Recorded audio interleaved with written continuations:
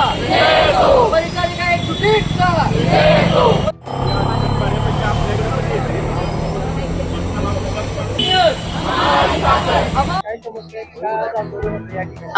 काय समस्या आहेत, काय आंदोलन होतं या ठिकाणी? या आंदोलन खूप त्याचे पॉइंट्स आहेत. जुनी पेन्शन असेल किंवा 60 वर्षे सेवानिवृत्तीचं वय असेल, ह्या बऱ्याच गोष्टींसाठी हा संप केलेला आहे. आणि हा संप राज्य मध्यवर्ती संघटनेने पुकारलेला आहे आणि त्या राज्य मध्यवर्ती संघटनेला पाठिंबा म्हणून आम्ही हा संप कालपासून केलेला आहे. तर या संपामध्ये महत्वाच्या ज्या गोष्टी आहेत त्या सरकारपर्यंत पोहोचवायचं काम किंवा मागण्या आहेत त्या मागण्या सरकारपर्यंत पोहोचवायचं काम हे फेडरेशन आणि राज्य मध्यवर्ती करत असते. तर ह्या मागण्यांसाठी 1 महिन्यापूर्वीच बेमुदतचं ऍप्लिकेशन दिलेलं होतं, पण 1 महिन्यात कुठली हालचाल न झाल्यामुळं आम्हाला काल संपाचा हत्यार उचलावं लागलं आणि कालपासून हा बेमुदत संप चालू झालेला आहे. तर ह्या संपात आमच्याकडचे जवळजवळ 90% लोक सहभागी झालेले आहेत. आज माननीय मुख्यमंत्री साहेब यांनी आमच्या फेडरेशनचे अध्यक्ष, त्यानंतर राज्य मध्यवर्ती संघटनेचे अध्यक्ष यांना सर्वांना पाचारण केलेलं आहे ह्याच्यासाठी डिस्कस करण्यासाठी. तर त्याच्यानंतर त्यात जे काय ठरतील किंवा त्यांचे जे काय निर्णय होतील त्याप्रमाणे आम्ही फेडरेशनच्या सगळ्या पुढच्या ऑर्डर कॅरी करू. राज्य सरकारी कर्मचारी मध्यवर्ती संघटना आणि त्यांच्या ज्या घटक संघटना आहेत, जशी आमची महाराष्ट्र गव्हर्नमेंट नर्सेस फेडरेशन, परिचारिका संघटना, तर आम्ही मोठ्या संख्येने या संपामध्ये सामील आहे. जुनी पेन्शन असो, 10, 20, 30 वर्षाचा जो आश्वासित प्रगती योजनेचा लाभ असो, कंत्राटीकरणाला विरोध, खाजगीकरणाला विरोध आणि जे आमचे 5 वर्ष 10 वर्ष कंत्राटी पद्धतीने जे कर्मचारी काम करतायत यांना कायमस्वरूपी सेवेमध्ये समाविष्ट करून घ्यावे, अशा आमच्या ज्या महत्वाच्या मागण्या आहेत, यासाठी आम्ही जिल्हा रुग्णालय सातारा, शासकीय वैद्यकीय महाविद्यालय सातारा येथील सर्व परिचारिका या संपामध्ये एकजुटीने सहभागी झालेल्या आहेत.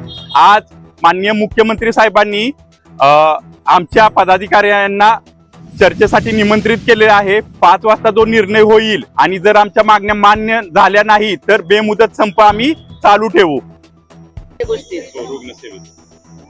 महाराष्ट्र राज्य मध्यवर्ती कर्मचारी संघटनेचा 21 एप्रिल पासून बेमुदत संप घोषित करण्यात आलेला आहे. त्या अनुषंगानं महाराष्ट्र गव्हर्नमेंट नर्सेस फेडरेशन शाखा सातारा ही पण संघटना या बेमुदत संपामध्ये सक्रिय सहभाग 100% सक्रिय सहभाग देऊन पाठिंबा देत आहे. या संपाबाबतचं निवेदन आणि याबाबत चर्चेसाठी अनेकदा शासनाला संघटनेमार्फत बोलवणं करण्यात आलं, पण शासन चर्चा करण्यास तयार नव्हतं. गेली 1.5 वर्ष याबाबत पाठपुरावा केला जात आहे संघटनेच्या मार्फत, पण शासनाकडून याबाबत कोणताही पाठपुरावा किंवा चर्चेसाठी आतापर्यंत बोलवण्यात आलं नाही. त्यामुळे ही टोकाची भूमिका आम्हा सर्व कर्मचाऱ्यांना घेण्याची वेळ आलेली आहे. विविध मागण्या जवळजवळ 19-20 मागण्या आहेत. 19 ते 20 मागण्या ज्या आहेत त्या जिव्हाळ्याच्या मागण्या आहेत. संपूर्ण या मागण्यांवरती काहीतरी तोडगा काढावा या अपेक्षेनं हा बेमुदत संप आम्ही करत आहोत.